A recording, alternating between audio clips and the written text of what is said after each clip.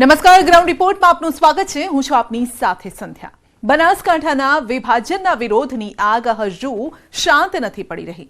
24 દિવસ વીતવા છતાં ધાનેરાવાસીઓ તેમની માંગ પર અડગ છે. સૂત્રો પોકારીને થાકેલા ધાનેરાવાસીઓએ આખરે ભગવાનના શરણે જવું પડ્યું છે અને હનુમાન દાદાને આવેદનપત્ર આપી વિનંતી કરી છે કે હે પ્રભુ, નીચેની સરકાર તો નથી સાંભળતી, માટે હવે ઉપરવાળા તમે જ કંઈક ફેસલો કરો.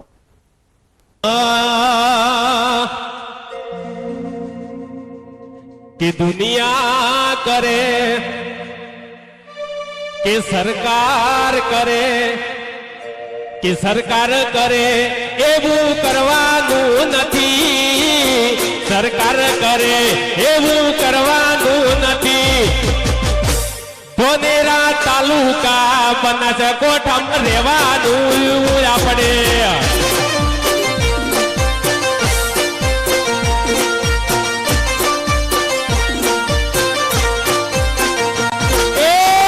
સરકાર કરે એવું કરવાનું નથી. સરકાર કરે એવું કરવાનું નથી. બનાસકાંઠો વેલી ના થરાદ જવાનું નથી. અમારું ધોનેરા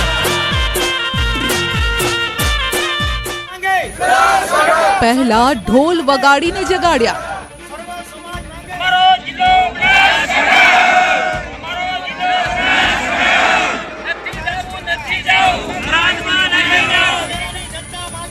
ન સાંભળ્યું તો સૂત્રો પોકાર્યા.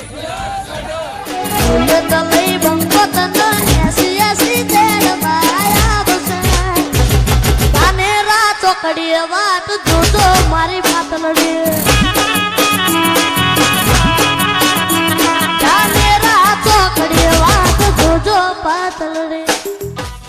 તોય વાત કાને ન ધરતા ગીતો ગાયા. સરકાર ધાનેરાવાસીઓની માંગ ધ્યાને લે એ માટે સરકારને પતંગ પર સંદેશ પણ લખ્યા.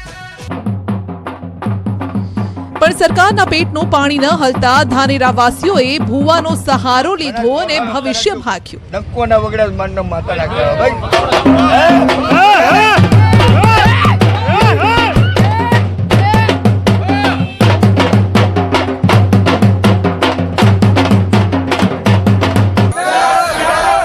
ક્યારેક ધાનેરા બંધ તો ક્યારેક પગપાળા યાત્રા થકી ધાનેરાવાસીઓએ પોતાની વાત સરકાર સુધી પહોંચાડવાના અનેકવિધ પ્રયત્નો કર્યા.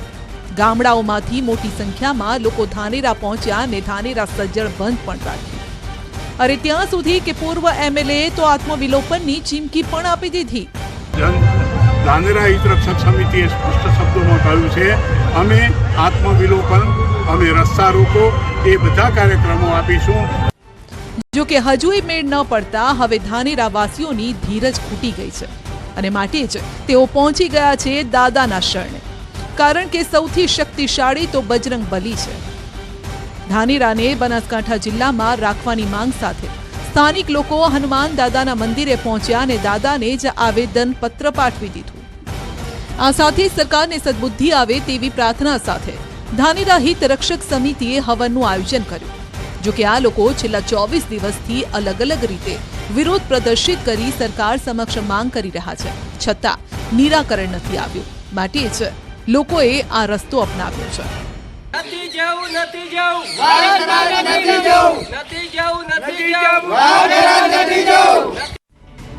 નથી જવું ધાનેરાને થરાદમાં નથી જવુંના સૂત્રોચ્ચાર સાથે હવે ધાનેરાના ગામે ગામમાં આ સૂત્રો સંભળાઈ રહ્યા છે. બનાસકાંઠાના વિભાજનનો વિરોધ શહેરથી લઈને ગામ સુધી પહોંચ્યો છે. ધાનેરાને થરાદ જિલ્લામાં ભેળવી દેવામાં આવતા આક્રોશ સતત ફાટી નીકળ્યો છે. ક્યારેક રમૂજની રીતે તો ક્યારેક આક્રોશિત થઈ ધાનેરાવાસીઓ બનાસકાંઠામાં જ રહેવાની માંગ કરી રહ્યા છે.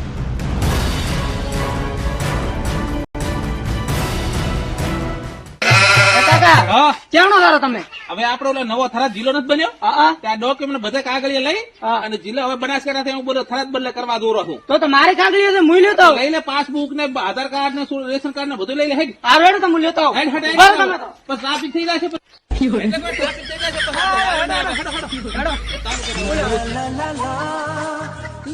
આધાર કાર્ડ ને બેંક ને સોપડિયા ઓય, બધું લીધું રહ્યું છે. તારા ને બધું બદલાઈ નાખો હે જાવ. ના જ્ઞાનીબેન ને ફોન કરું ને ડાયરેક્ટ પૂછ્યા વગર ડાયરેક્ટ થરાદમાં ઠોકી દીધા બનાસકાંઠામાંથી. હાલો નમસ્કાર જ્ઞાનીબેન, આ કીધું અમારે બનાસકાંઠામાંથી ડાયરેક્ટ થરાદમાં કેમ ઠોકી દીધા? હા તો તમે ભારત માતાની જય નથી બોલતા? ભારત માતાની જય બોલો ને. તો ભારત માતા કોણ હે? જનતા. તો જનતાને તમારે પૂછવાની તો ફરજ આવે ને.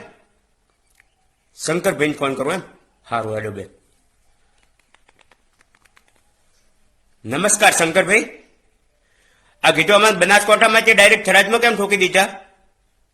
અરે રાતના 2024માં તો ઊંઘ્યા હતા બનાસકાંઠામાં, સવારમાં મોઢું ને જોવા દીધું, ડાયરેક્ટ થરાદ ઠોકી દીધા.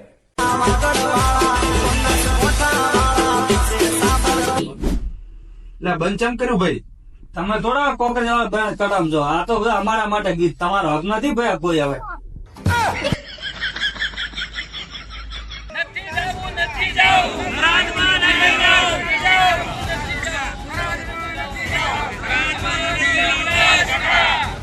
સામાન્ય લોકોથી લઈ ધારાસભ્ય અને ભાજપ કોંગ્રેસના પૂર્વ ધારાસભ્યો પણ આ વિરોધમાં જોડાયા. છતાં સરકારે ધાનેરાવાસીઓની માંગ અંગે કોઈ જ વિચારણા નથી કરી. ત્યારે આખા મામલાને સમજીએ તો બનાસકાંઠાના વિભાજન બાદ થરાદ વાવ જિલ્લો અલગ બનાવવામાં આવ્યો. ત્યારથી ધાનેરા, કાંકરેજ, દિયોદર તાલુકાના લોકો વિરોધ કરી રહ્યા છે. ધાનેરા અને કાંકરેજના લોકોની માંગ છે કે તેઓને થરાદમાં નથી જવું, તેમને બનાસકાંઠામાં જ રાખવામાં આવે. કારણ કે ધાનેરાના લોકો બનાસકાંઠા સાથે સંકળાયેલા છે. પાલનપુર, ડીસા સહિતના બનાસકાંઠા જિલ્લાના ગામડાઓમાં તેઓ વ્યવસાય કરે છે. સામાજિક તાણાવાણા પણ તેની સાથે જોડાયેલા છે અને થરાદ તેમને દૂર પડતું હોવાથી સરકારી કામ માટે પણ તેઓએ લાંબા થવું પડશે. આ કારણે જ છેલ્લા 24 દિવસથી આ વિરોધ આ જ રીતે યથાવત છે. દિવસો બદલાયા છે, વિરોધની રીત બદલાઈ છે, પરંતુ માંગ એ જ છે. હવે જોવાનું રહેશે કે સરકાર ધાનેરાવાસીઓને ધક્કે ચઢાવશે કે લાગણીને માન આપશે. કિશોર તુંવર, ન્યૂઝ 18 ગુજરાતી, બનાસકાંઠા. નથી જવું, નથી જવું. વાળંદરા નથી જવું. નથી જવું, નથી જવું. વાળંદરા નથી જવું. નામ દવા કંપનીનું અને કામ નશીલા ઝેરનું. દવાની આડમાં ખંભાતની એક ફેક્ટરીમાં કેટલાક દિવસોથી શું ખેલ ચાલી રહ્યો હતો તેની કોઈને ગંધ નહોતી આવી. પણ જ્યારે આ ખેલનો ભાંડો ફૂટ્યો તો એટીએસના પગ તળે પણ જમીન ખરસકી ગઈ. અને અમે તમને બતાવીએ ખંભાતમાં દવાની આડમાં કેવી રીતે કરોડો રૂપિયાના ડ્રગ્સનો વેપલો ચાલતો હતો. આ ફેક્ટરીની અંદર કેવી રીતે બનતો હતો મોતનો સામાન. આ સામાન ક્યાં ક્યાં સપ્લાય થવાનો હતો.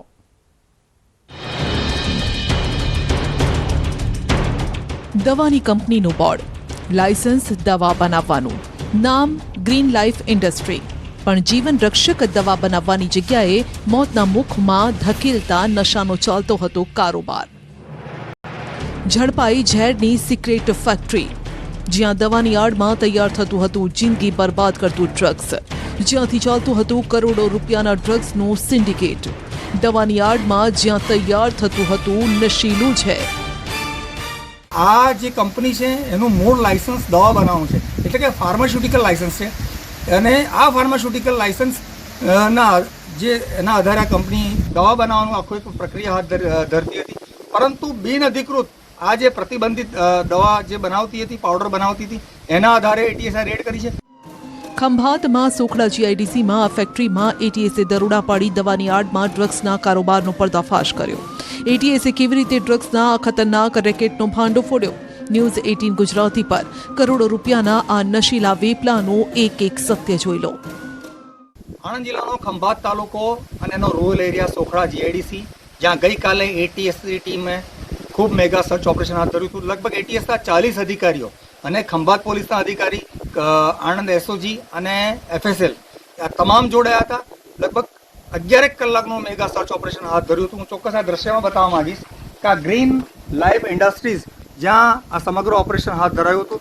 લગભગ 101 કરોડનો પ્રતિબંધિત પાવડર કે જે ઊંઘની દવામાં વપરાય છે એ અહીંયાથી ઝડપ્યો છે એટીએસની ટીમે અને 6 જેટલા લોકોની અટકાયત કરી છે. કહી શકાય કે આ ફેક્ટરીના જે મૂળ માલિક છે એ અને અન્ય 5 લોકોનો અહીંયા એટીએસની ટીમે અટકાયત કરી છે. પરમ દિવસે રાત્રિની અટકાયત કરી છે. તેની પૂછપરછના આધારે એટીએસની ટીમે ગઈકાલે રેડ કરી હતી. એટીએસના દરોડા 100 કરોડનું ડ્રગ્સ જપ્ત. દૂર દૂર સુધી સન્નાટો છે. રસ્તા પર કોઈની અવરજવર નથી. બહાર થોડી મશીનરી પડી છે. કોઈને ગંધ સુદ્ધા ન આવી કે આ વાદળી દરવાજાની પેલી બાજુ ગ્રીન લાઈફ નામની આ કંપનીમાં છેલ્લા કેટલાક દિવસોથી ડ્રગ્સ બનાવવાનો કાળો કારોબાર ચાલી રહ્યો હતો. એટીએસને જ્યારે બાતમી મળીને દરોડા પાડ્યા તો ઊંઘની દવા અલ્પ્રાઝોલમ બનાવવા માટે જે ડ્રગ્સનો ઉપયોગ થતો હતો તે મળી આવ્યો. અંદાજિત 107 કિલો ડ્રગ્સનો જથ્થો મળ્યો, જેની કિંમત 100 કરોડ રૂપિયાથી વધુ છે. અલ્પ્રાઝોલમના કરોડો રૂપિયા મળે છે, માટે જ થોડા રૂપિયા માટે નશાના આ સોદાગરો કોઈના જીવની પણ ચિંતા નથી કરતા. આ જથ્થામાંથી 42 કરોડ ટેબ્લેટ બની શકે તેટલો આ જથ્થો છે. અલ્પ્રાઝોલમની જે બેસિકલી ટેબ્લેટ છે સિડેટિવ હોય, નીંદ માટે યુઝ થતી હોય છે અને સામાન્ય રીતે માર્કેટમાં 0.25 mg યા 0.5 mg ની આ ટેબ્લેટ્સ બીકતી હોય છે. અગર 0.25 mg ની વાત કરીએ તો 1 ગ્રામની અંદર લગભગ 4000 ટેબ્લેટ બને એવો હોય છે.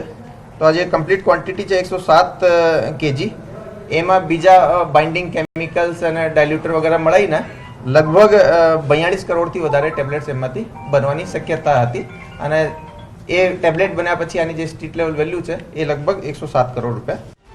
આ મામલે એટીએસની ટીમે ફેક્ટરીના સંચાલક સહિત 5 આરોપીની ધરપકડ કરી. રણજીત ડાભી, વિજય મકવાણા, હેમંત પટેલ, લાલજી મકવાણા, જયદીપ મકવાણા નામના આરોપીને પોલીસે દબોચી લીધા. થોડા દિવસો પહેલા જ આ ફેક્ટરી શરૂ કરવામાં આવી હતી, જે ફેક્ટરીના સંચાલક સહિત અન્ય લોકો અગાઉ ઇન્જેક્શનના વ્યવસાય સાથે સંકળાયેલા હતા, પરંતુ એ પછી તેઓએ કેમિકલનો ધંધો શરૂ કર્યો. બધા આરોપીને કેમિકલનું વધતા ઓછા પ્રમાણમાં નોલેજ હતું. રણજીત ડાભી છે મેનલી ટ્રેડર છે, કેમિકલ્સમાં ટ્રેડિંગ કરે છે. તો એના બાબતમાં એ આ સુધી કયા કયા કેમિકલ્સની ટ્રેડિંગ કરી છે એ બધું અમે તપાસમાં બહાર પાડીશું. રિમેનિંગ જે 4 આરોપીઓ હું કીધા એમાંથી 1-2 ના કેમિકલ્સની ડિગ્રી ધરાવવાનો બેકગ્રાઉન્ડ છે. એ લોકો ત્યાં ખંભાતમાં લોકલ કેમિકલ ફાર્માસ્યુટિકલ ઇન્ડસ્ટ્રી છે એમાં કામ કરતા હતા, ત્યાંથી જ આ બધાની ઓળખાણ થઈ હતી. આ લોકોને અલ્પ્રાઝોલમ બનાવવાનો ઓર્ડર મધ્યપ્રદેશના અજય જૈન નામના વ્યક્તિએ આપ્યો. કહેવામાં આવી રહ્યું છે કે પહેલા આ ફેક્ટરીમાં સેમ્પલ બનાવવામાં આવ્યું ને પછી ફેક્ટરીમાં જોબ વર્કના આધારે મોટા પ્રમાણમાં ઉત્પાદન શરૂ થયું, પરંતુ આ જથ્થો મધ્યપ્રદેશના અજય જૈન સુધી પહોંચે તે પહેલા એટીએસના હાથે લાગ્યો. પ્રાથમિક તપાસમાં આ લોકોએ એ જગ્યા ઉપર જે વર્ક ઓર્ડર ઉપર પહેલો જ જોબ વર્ક ઉપર કામ કરતા હતા એ પહેલા કદાચ બહુ નાની ક્વોન્ટિટીમાં સેમ્પલ ટેસ્ટ થાય એના માટે 200-300 ગ્રામનો જથ્થો કોઈ જગ્યા ઉપર નાના પ્રેટસ ઉપર તૈયારી કરી હતી. પરંતુ જે અજય જૈન જે છે એ કારણ કે પહેલા પણ પકડાયેલા આરોપી છે તો એનો જે નેટવર્ક છે એના બાબતમાં અમે વધારે તપાસ કરી રહ્યા છીએ. એ પણ અમારી ગિરફ્તમાં આવી ગયો છે. એટીએસે અજય જૈનને પણ દબોચી લીધો. આરોપી અજય જૈને રણજીત ડાભીને 30 લાખ રૂપિયા પણ આપ્યા, જે પણ એટીએસે રિકવર કર્યા. હવે એટીએસ અજય જૈન આ જથ્થો આગળ ક્યાં ક્યાં સપ્લાય કરવાનો હતો તેની કડી મેળવી રહ્યું છે. અજય જૈન ગુનાહિત ભૂતકાળ પણ ધરાવે છે. અજય જૈન જે છે એ એમપી આને લઈ જવાનો હતો અને આ પણ એક સાથે જથ્થામાં નહીં લઈ જવાનો હતો. શરૂઆતી એનો પ્લાન 10 કિલોનો જથ્થો લઈ જવાનો હતો, એ જે કમ્પ્લીટ આઇટમ બન્યા છે, અને ધીરે ધીરે એને ત્યાંથી બહાર કાઢવાના હતા. આપણે જે રીતે કીધા કે ભાઈ આનો જે 10 કિલો જથ્થો પણ છે એ નંબર ઓફ ટેબ્લેટ્સમાં બહુ વધારે થઈ જાય છે. તો એની આગળની જે શું લાઈન હશે કે એ લોકો આગળ ક્યાં માલ બેચતા હતા, કઈ જગ્યાએ એને ટેબ્લેટ ફોર્મમાં બનાવતા હતા, એ બધી અમે તપાસ દરમિયાન આપને ફોલોઅપ સ્ટોરી આપીશું. એ જે અજય જૈન છે એ મૂળ એમપીનો રહેવાસી છે અને એ પહેલા સીબીએન અને એનસીબીના કેસીસમાં, નાર્કોટિક્સના કેસીસમાં આરોપી રહી ચૂકેલ છે. ગુજરાતના નાના નાના શહેરો અને જિલ્લાઓના ગામમાં આવેલી ફેક્ટરીઓને ભાડે રાખી ડ્રગ્સ બનાવવામાં આવી રહ્યું છે. અગાઉ પણ દક્ષિણ ગુજરાતની એક ફેક્ટરીમાં ડ્રગ્સ ઝડપાયું હતું. ફેક્ટરીમાં તૈયાર થતો ડ્રગ્સનો જથ્થો સાઉથ આફ્રિકા સપ્લાય થતો હોવાનો પર્દાફાશ થયો છે. ત્યારે હવે ખંભાતમાંથી એટીએસે દરોડા પાડી ઝેરની સિક્રેટ ફેક્ટરી સીલ કરી. એટીએસની આ કામગીરીને ગૃહ રાજ્યમંત્રીએ બિરદાવી. 107 કિલોથી વધારે અલ્પ્રાઝોલમ પાવડર જપ્ત કરવામાં આવ્યો છે. આ પાવડર એ ઊંઘની જે ગોળી હોય છે એમાં વાપરવામાં આવતો હોય છે. 5 આરોપી જેને આ મેન્યુફેક્ચરિંગ એટલે કે જોબ વર્ક માટે જે ભાડે લીધેલું છે તેમને પકડવામાં આવ્યા છે અને એની ડિટેલ્ડ ઇન્ક્વાયરી ચાલી રહી છે. આ એટીએસનું ખૂબ સરસ અને સફળ ઓપરેશન છે. હું એટીએસની આખી ટીમને અભિનંદન આપું છું. દરિયાઈ માર્ગે હેરાફેરી થતું ડ્રગ્સ અત્યાર સુધી પકડાતું હતું, પરંતુ હવે હેરાફેરી નહીં, ગુજરાતમાં જ ડ્રગ્સની ફેક્ટરીઓનો પર્દાફાશ થઈ રહ્યો છે. આ મુદ્દે હવે કોંગ્રેસે સરકારને ઘેરી છે. એટલે એવું કહેવાતું હતું કે સમગ્ર દેશમાં ગુજરાત એ ડ્રગ્સનું લેન્ડિંગ હબ બની ગયું છે, અને જે છેલ્લા થોડા વખતથી આખા ગુજરાતમાં અલગ અલગ જગ્યાએ ફાર્માસ્યુટિકલ કંપનીઓની આડમાં ભળતા નામથી કેમિકલ્સ મંગાવવામાં આવે છે ને એમાંથી ડ્રગ્સનું મેન્યુફેક્ચરિંગ કરવામાં આવે છે. એનાથી એટલું એ પણ સ્પષ્ટ થઈ ગયું છે કે આખા દેશમાં હવે ગુજરાત ડ્રગ્સનું મેન્યુફેક્ચરિંગ હબ પણ બની રહ્યું છે, ત્યારે આપણા બધા માટે ચિંતાનો વિષય છે. હવે સવાલ થઈ રહ્યો છે કે ખંભાતથી 89 કિલોમીટર દૂર અમદાવાદ એટીએસની આ સિક્રેટ ફેક્ટરીની ગંધ આવી ગઈ, પણ સ્થાનિક પોલીસ અને ફાર્મા કંપનીઓમાં સમયાંતરે ચેકિંગ કરતી એજન્સીઓને કેમ આ ફેક્ટરીમાં બનતા નશીલા પદાર્થોની ગંધ ના આવી? જો એટીએસને બાતમી ન મળી હોત તો આ મોતનો સામાન માર્કેટમાં જઈ કેટલા લોકોની જિંદગી ખરાબ કરી નાખત. ચોક્કસ સમગ્ર ઘટનાક્રમમાં એક વાત બહુ સ્પષ્ટ છે કે ક્યાંક ને ક્યાંક આણંદ જિલ્લા પોલ્યુશન વિભાગની પણ જવાબદારી છે કે એમણે આ કંપનીને અહીંયા વ્યવસાય કરવાની એક તક આપી હતી, એનઓસી લેટર આપ્યો હતો. ડ્રગ્સ વિભાગ જે છે એ ફાર્માસ્યુટિકલ કંપનીને દવા બનાવવાનું લાયસન્સ આપતી હોય છે, પરંતુ લાયસન્સ આપ્યા બાદ જે સ્થાનિક ડ્રગ એજન્સી છે, આણંદ જિલ્લા ડ્રગ એજન્સી, એની બી એક ખૂબ મહત્વની જવાબદારી છે કે દર વર્ષે અથવા તો દર 6 મહિને એમણે ઇન્સ્પેક્શન કરવું પડતું હોય છે. એટલે ક્યાંક આ બંને વિભાગની નિષ્ફળતાઓ છે કે જ્યાં આ વેપલો ચાલી રહ્યો હતો. ચોક્કસ હાલ એટીએસની ટીમે અહીંયા ચુસ્ત બંદોબસ્ત ગોઠવ્યો છે. ન્યૂઝ 18 ગુજરાતીની ટીમ અંદર બી આખી તપાસ કરી હતી અને અત્યારે પોલીસ બંદોબસ્ત બી છે. ખૂબ મોટી માત્રામાં આખું એક પ્રતિબંધિત ડ્રગ્સ આ લોકોએ એટીએસે ઝડપ્યું છે અને વધુ કાર્યવાહી હાથ ધરી છે. જનક જાગીરદાર, ન્યૂઝ 18 ગુજરાતી, સોખડા.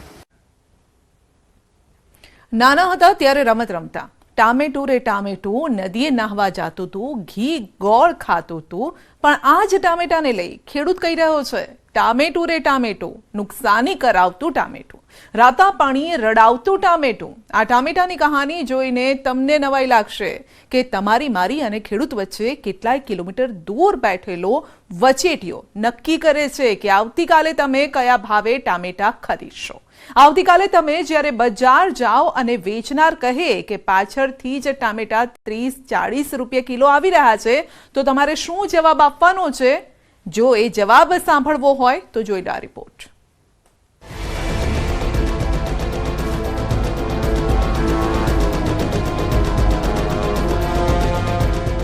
ટામેટાની આવી બરબાદી જોઈ છે? ટામેટા કેમ ફેંકવામાં આવી રહ્યા છે? રસ્તા પર કેમ ટામેટાના ઢગલા થઈ રહ્યા છે? ખાવાનો સ્વાદ વધારનારા ટામેટાની આવી હાલત કેમ? વારાફરતી ખેડૂતો કેમ બાસ્કેટ ભરી ભરીને આ ટામેટા ફેંકી રહ્યા છે? ટામેટાની આ તસવીરો જોઈને તમારું મન પણ અનેક સવાલ કરતું હશે, કેમ કે જે ટામેટા દરેક ઘરની જરૂરિયાત હોય છે તેની આ હાલત ચોંકાવનારી છે. ટામેટાની આ હાલત જેટલી ચિંતાજનક છે તેનાથી વધુ ચિંતાજનક હાલત આ ટામેટા ઉગાડનારા તાતની છે. તમને જાણીને નવાઈ લાગશે કે આ ટામેટા અન્ય કોઈએ નહીં પરંતુ ખેડૂતોએ ફેંક્યા છે. આ તસવીરો સાબરકાંઠાના ઈડર તેમજ વડાલી પંથકની છે. સાબરકાંઠાનો આ પંથક ટામેટા સહિતની શાકભાજી માટે જાણીતો છે, પણ હવે આ ટામેટા જ ઉત્પાદન કર્યા બાદ પાણીના ભાવે પણ ન વેચાતા ટામેટા ખેડૂતોના કોઈ કામના નથી રહ્યા. ખેડૂતને ટામેટાના યોગ્ય ભાવ ન મળતા ટામેટાની જેમ જ લાલચોળ થયો છે અને હવે તે ટામેટા પર જ પોતાનો ગુસ્સો ઠાલવી રહ્યો છે. ટામેટાના ભાવ 60 થી 70 રૂપિયા બજાર છે, તો ખેડૂતોને આ ભાવ પોસાય એમ નથી. તો હાલની તારીખમાં ખેડૂતોને બજાર ટામેટા રોડ ઉપર ફેંકી દેવાનો વારો આવેલ છે, અને જો આવીને આવી જો પરિસ્થિતિ ચાલશે તો ખેડૂતની વિકટ પરિસ્થિતિ ઊભી થશે અને બીજા ધંધા તરફ વળવું પડશે. તો સરકાર આના માટે કંઈક વિચારે, અને જો જેમ બોર્ડર ઉપર જવાન શહીદ થાય છે તેમ ખેડૂતને પણ શહીદી ઓરવી પડશે, અને ખેતરમાં બિલકુલ હાલની તારીખમાં નુકસાન જ છે. ટામેટા ઉગાડતા ખેડૂતો ગુસ્સામાં છે. ગુસ્સામાં એટલા માટે કેમ કે તેમની મહેનતની યોગ્ય તેમને કોઈ કિંમત જ ન મળી, સરકારની મદદ નથી મળી, વચેટિયાઓથી મુક્તિ નથી મળી રહી. ખેડૂત કેમ ટામેટા રસ્તા પર ફેંકવા માટે મજબૂર છે? તેની પડતાલ કરવા અમારા સંવાદદાતા ઈશાન પરમાર સાબરકાંઠાના ઈડર અને વડાલી પહોંચ્યા, જ્યાં ટામેટા સહિતની શાકભાજીનું સૌથી વધુ ઉત્પાદન થાય છે. અહીં ઉગતા ટામેટા એટલા પ્રખ્યાત છે કે આ ટામેટા ગુજરાતના બજારો જ નહીં, આસપાસના રાજ્યોમાં પણ એક્સપોર્ટ થાય છે. ખેતરોમાં પહોંચતા જ અમારી નજર ખેતરમાં ઉગેલા ટામેટા પર પડી, જે પાકીને તૈયાર છે.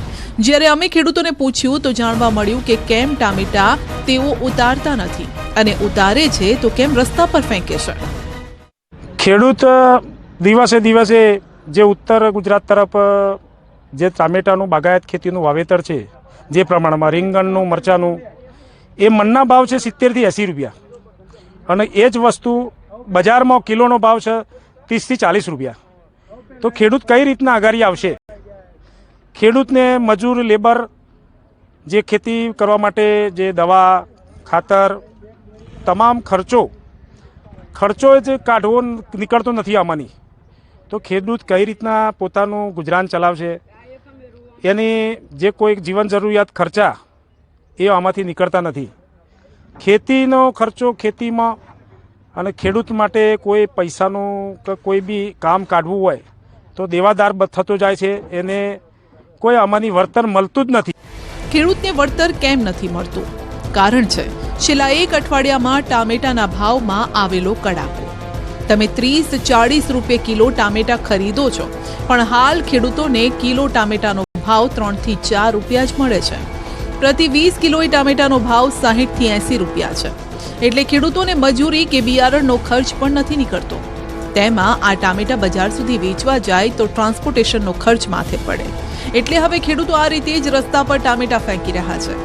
ટામેટા પકવતા ખેડૂતો માટે રોજી રોટીનું હવે સંકટ પણ પેદા થયું છે. આપણે સૌ જાણીએ છીએ કે ભારત દેશ કૃષિ પ્રધાન દેશ છે. જય જવાન જય કિસાનના નારા જ્યાં જઈએ ત્યાં લાગે છે, પરંતુ અત્યારે ખેડૂતોની દયનીય હાલત, શાકભાજીમાં ખાસ કરીને દયનીય હાલત બની ગઈ છે, જેથી ખેડૂતોને અત્યારે પોષણક્ષમ ભાવ બિલકુલ પણ મળતો નથી. દરેક શાકભાજીમાં અત્યારે પોષણક્ષમ ભાવ મળતો નથી. અત્યારે ટામેટા 20 કિલોના 80 રૂપિયા થઈ ગયા છે. ફુલેવરનો ભાવ પણ નથી, કોબીજનો ભાવ પણ નથી. હવે ખેડૂતોને પોષણક્ષમ ભાવ મળે તે માટે ગવર્મેન્ટને કંઈક કરવું પડશે, અને એવો કોઈ ફોર્મ્યુલા બનાવવો પડશે કે ખેડૂતોને વીઘા પ્રમાણે કે એકર પ્રમાણે એવો ફોર્મ્યુલા અપનાવવો પડશે કે આ રીતના વાવેતર કરો. ઓર્ગેનિક ખેતી તરફ અમે ખેડૂતો જવા માટે તૈયાર છીએ, પણ પોષણક્ષમ ભાવ આપવા માટે ગવર્મેન્ટને પણ તૈયાર રહેવું પડશે.